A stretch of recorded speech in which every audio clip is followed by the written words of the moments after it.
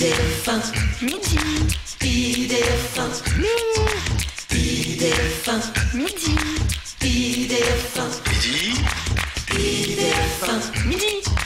Idée-de-fin, midi. Idée-de-fin, midi. Bonjour à tous, bienvenue dans IDF1 Midi, ravi de vous retrouver comme chaque jour. Notre invité aujourd'hui est Éric Antoine. Quelle bonne idée! Quelle bonne idée! Il vient de découvrir juste avant. Ça fait un petit postillon là. Mais ça ne se voyait pas, commencer. il n'y a que toi qui l'as vu. Je confirme, je l'ai vu. Je te remercie. Ça commence bien. C'est sympa, regarde, il est là. Il est là. Ah bah il écoute, existe on va l'analyser pendant la pub. Éric Antoine, donc. Oui, mon cher Ludo. Magicien, humoriste. Non, magicien et non pas magicien. Ça ne veut rien dire, magicien. Ça ne veut rien dire, on est d'accord que ça ne veut rien dire. Non, ça. Humoriste et prestidigitateur, pour dire la vérité. Parce que magicien et prestidigitateur, c'est deux termes différents. Comme illusionnisme. On va pas rentrer dans des détails comme ça dès le début de l'émission, on va perdre tout l'eau du mat. Voilà, déjà que je bafouille et que je postillonne. Hein, Je te kiffe, mec. C'est vrai? Oh, merci. Oh là là, ça commence bien. T'es de la bombe, bébé. Après Vincent McDoom qui emballe Isabelle en direct, maintenant. Ah, Isabelle, c'est possible que ça arrive. C'est possible que ça arrive. Isabelle, attention, elle est en régie, elle va nous voir. Voilà, donc comme chaque vendredi, Kevin était avec moi. Oui, voilà. oui, comme chaque vendredi, donc avec Éric Antoine aujourd'hui. Kevin, Merci mon beaucoup. petit Kevinou. Oui. Hein, ça Oui. va bien? Pour l'instant, j'espère que ouais. Ouais, ça devrait continuer. J'aime pas trop quand tu me regardes comme ça. Ça me perturbe. Non, ça va, tout va bien. Bon, et bien comme chaque semaine aussi, les téléspectateurs peuvent appeler. Absolument. Vous pouvez poser toutes vos questions à notre invité. Le numéro, c'est le 0892 780 777. On attend vos appels. Donc, voilà, Éric.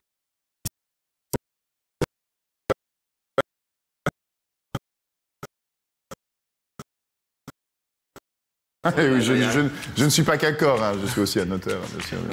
Avec beaucoup d'esprit. Wow, ça dépend des jours, mais là, ça n'a plus. Si tu veux, en fait, c'est un travail sur le secret et le mystère. Parce que pour moi, je pose la question de qu'est-ce que la magie? Et justement, je différencie la magie de la prestidigitation. La prestidigitation, c'est nous, les prestidigitateurs. On a des secrets qu'on n'a pas le droit de dévoiler à vous, les moldus. Tu vois? Alors que le mystère, ça n'a rien à voir. C'est une petite référence à Harry Potter. Et le mystère, ça n'a rien à voir. C'est pas l'inexpliqué, c'est l'inexplicable.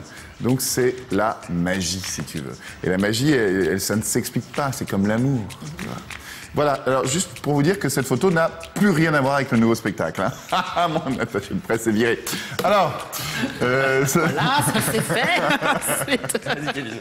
ça va mon Kevin? Tu veux me poser Oui. une petite question? Oui, Je bah serais déjà, ravi d'y on va répondre. parler de toi, de ton parcours un petit peu. D'où tu viens, qui es-tu? Tu es l'aîné de la famille avec Absolument. un frère et une sœur, je Un crois. frère et une sœur, mais j'ai aussi deux demi-frères. C'est-à-dire qu'ils ne sont pas coupés en deux. Hein. C'est pas des bases d'assistants de magiciens, ce sont des demi-frères. Quoi. Et ils sont dans le spectacle aussi ou pas du tout? Non, personne n'est dans le spectacle. Si mon frère est un petit peu, parce qu'il fait du montage, lui.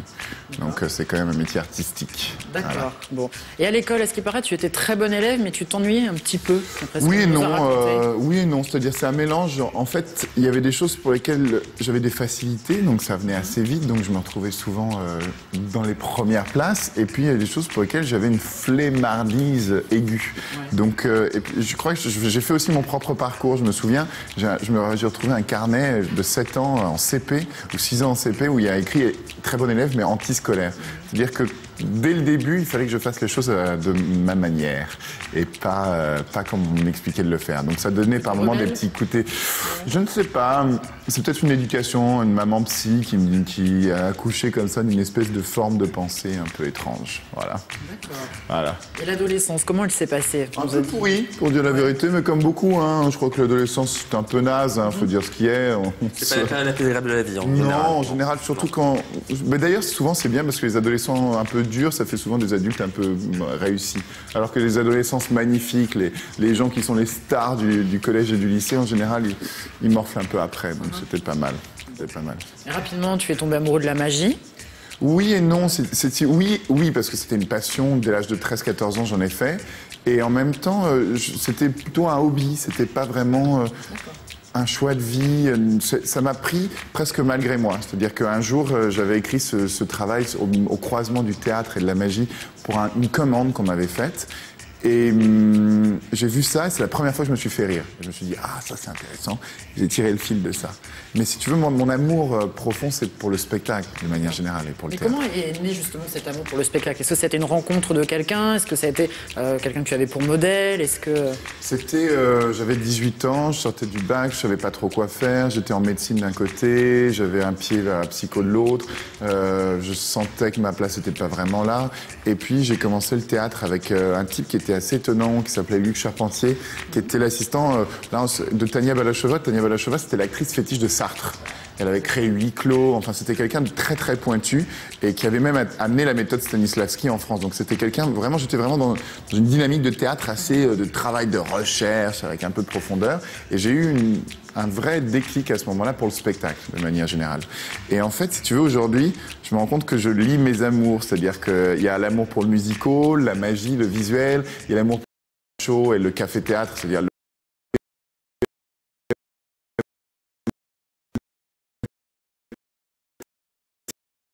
peu de visuel. Et c'est au croisement de tout ça que se crée l'alchimie. Voilà. D'accord.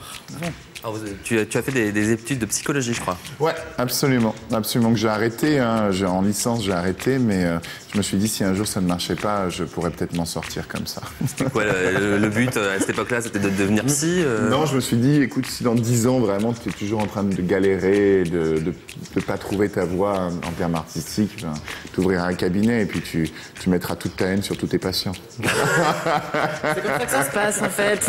D'accord. Bon. Est-ce que ça te sert aujourd'hui, ces études de psycho? Oui, mais tout me sert. C'est-à-dire que, par exemple, pendant des années, j'ai fait, quand je commençais à 18-19 ans, je faisais des goûters d'enfants pour des goûters d'anniversaire, où je faisais de la magie devant 10 gamins. Après, j'ai fait des salles plus grandes où je faisais les arbres de Noël des sociétés. Après, j'ai vendu des cassettes chez Vidéo Futur. J'ai fait plein de choses et je me rends compte que chacune de ces choses nourrit en fait mes rencontres avec tous ces gens, nourrissent mon spectacle aujourd'hui, ma manière d'écrire, ma manière de parler aux gens. Tout sert, tout te fait avancer, tout te fait grandir.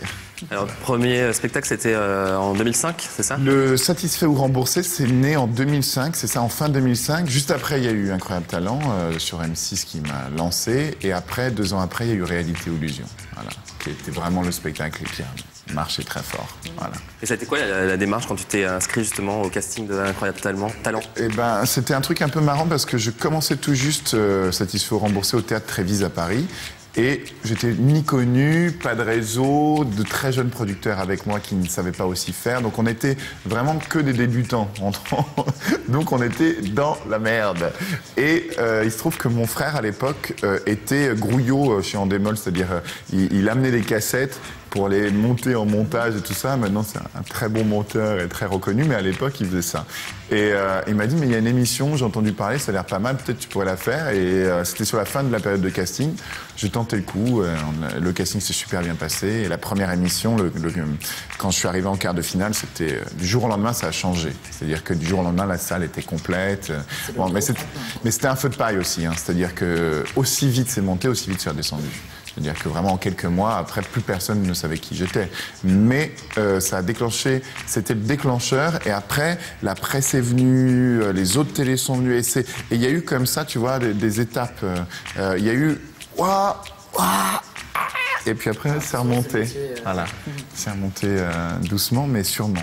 Et est-ce que le côté télé-réalité avec un jury comme ça, etc., ça t'avait fait un peu peur ou... C'était horrible. Ouais. Faut dire la vérité, hein, c'est horrible. C'est-à-dire que tu arrives déjà, c'était la première saison, donc ils savaient pas encore très bien faire l'émission. Donc c'était l'abattoir, hein, faut dire ce qui est. C'est-à-dire qu'ils étaient adorables tous, ils avaient tous une très bonne volonté de faire ça pour aider les artistes. Mais par exemple, je suis arrivé à 8h du matin sur le plateau et on a tourné à minuit ou 11h30 minuit.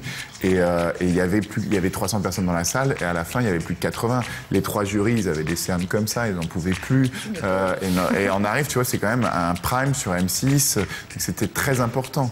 Et ben, coup de, je sais pas, un peu du destin, un peu de la chance, beaucoup de travail, et tout ça a fait que cette première émission, malgré toutes ces conditions un peu dures, elle est sortie.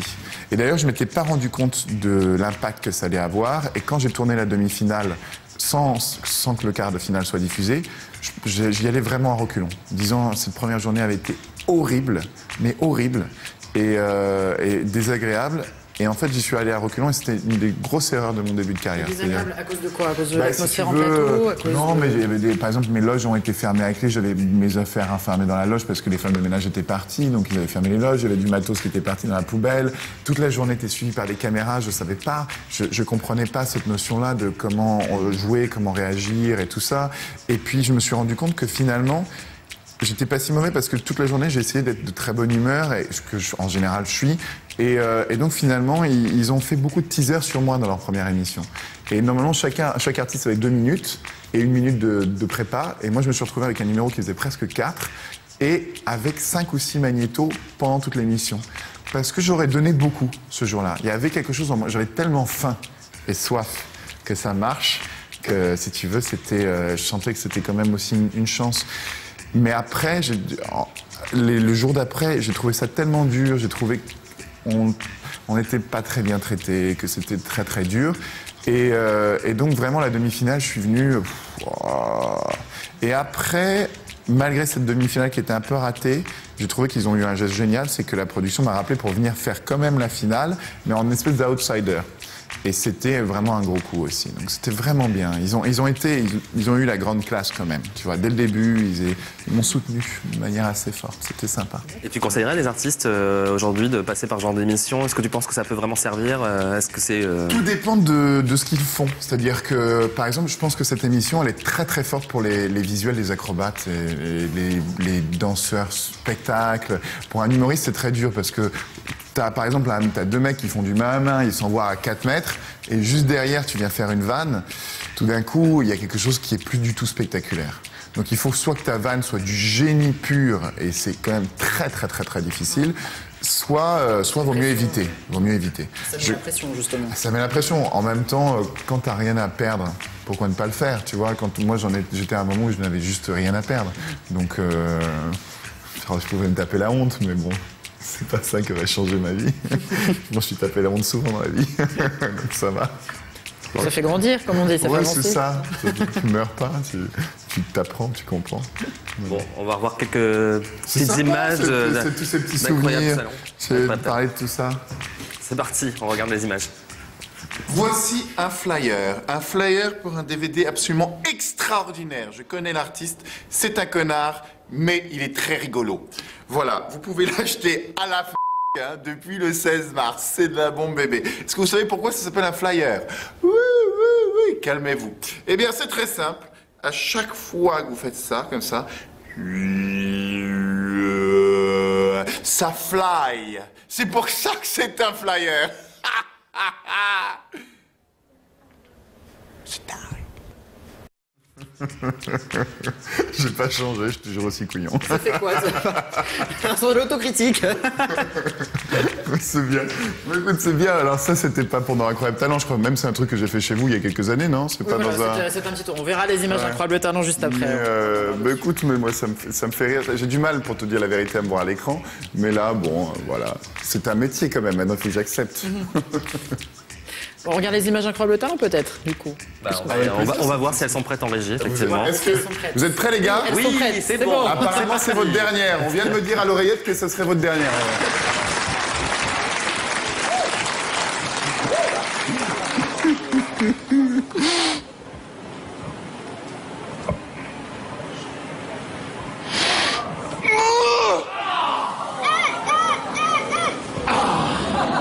Réalité ou illusion? Attention, je recommence.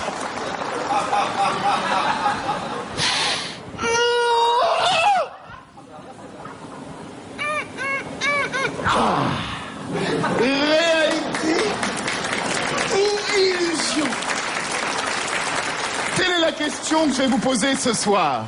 Qu'est-ce que la réalité? Qu'est-ce que l'illusion? En réalité, l'illusion n'a pas lieu entre mes mains, mais dans votre esprit. C'est votre faculté de rêver, de croire, de fantasmer qui crée l'illusion, voyez-vous?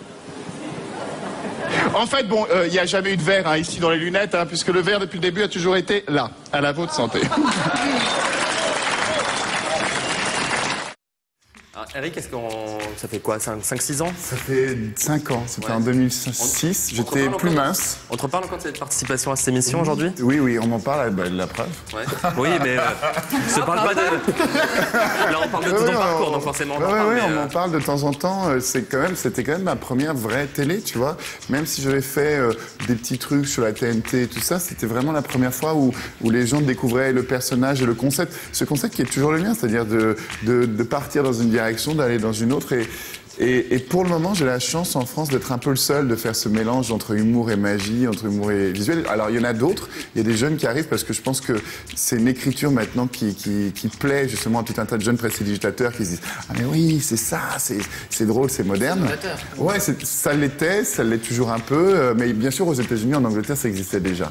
Donc, comme d'ailleurs souvent, hein, en France, le stand-up, par exemple, existait 30 ans avant aux États-Unis. Et ça aussi, il y avait des artistes comme ça. Il y a quelques artistes aux États-Unis de très très haut niveau qui sont ce croisement-là d'humour et de magie. Et c'est pas des magiciens comiques comme on a eu par exemple Garcimore qui était génial, mais c'était un vrai magicien comique, c'est-à-dire il faisait rire que autour de la magie. Alors que là, on commence à avoir des humoristes magiciens, c'est-à-dire vraiment des gens qui ont une écriture d'humour et après la magie est un moyen. C'est un autre...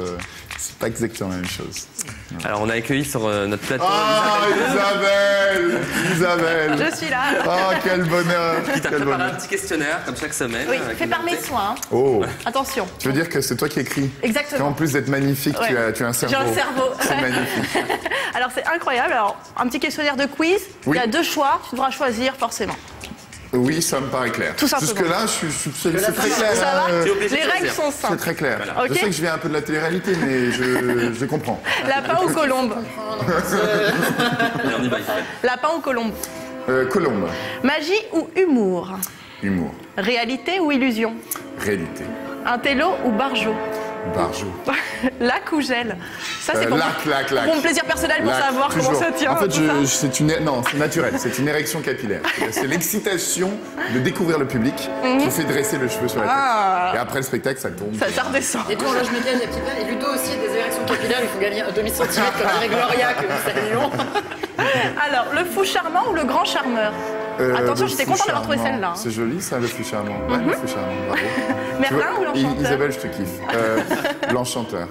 Quoi que Merlin, c'est un... Non, Merlin. David Copperfield ou Claudia Schiffer? David Schiffer. C'est un nouveau. Ou Claudia Non, Copperfield? mais tu connais pas David Schiffer, c'était un personnage de Cône, qui était génialissime, qui était une parodie de Copperfield. Mais là, qui t'as était pas fait très, de très choix, drôle. vraiment. Si c'est un choix. Bon, bah d'accord, allez, je vais pas embêter. Hein. Moi, je me soumets. Hein. Alors, panier percé ou langue percée? Langue, bien sûr. Langue mystérique ou hystérique? Mystérique. Un grand magicien ou un magicien à la hauteur? Un magicien à la hauteur, parce que un magicien grand. Il aime bien changer tous mes trucs. Hein. Moi, je prends de la peine à écrire et il me change tout. Isabelle, c'est Bah, magnifique. alors, bon. J'espère que tu es très bien payé pour ça. Baguette ou braguette? Braguette, bien entendu. Braguette magique, c'est... Alors, jouer carte sur table ou cacher son jeu? Carte sur table, plutôt. Grand fou ou grand cœur? Grand cœur, plutôt. Incroyable talent ou travail acharné? Ben ouais, travail acharné, ouais. Sortir ou faire un tour? Faire un tour. Ah, j'étais fière de celle-là. Alors, merci beaucoup. Bon, bref, et satisfait ou remboursé? Satisfait. Merci beaucoup. C'est moi qui te remercie. Merci Isabelle. Isabelle, elle est fière d'elle, hein, quand même. Tu vois oui, elle se fait son petit kiff, quand même. Elle dit, oh là là, Il a aimé mes questions. c'était trop bien. Moi, je me kiffe. Et c'est moi qui vais m'embrasser cette semaine, voilà. Voilà, ça c'est fait. C'est Vincent McDoom. Ensuite, il y a eu Laurent Gérard la première fois. Enfin, c'était, voilà. Toutes les pas semaines, mal. on a un petit rebondissement. Ah oui, Gérard. Ah, d'accord. Gérard Roux. Avec un R. D'accord. On fait une petite pause et on se retrouve juste après la pub avec notre invité Éric Antoine. A tout de suite. Mais je serai là.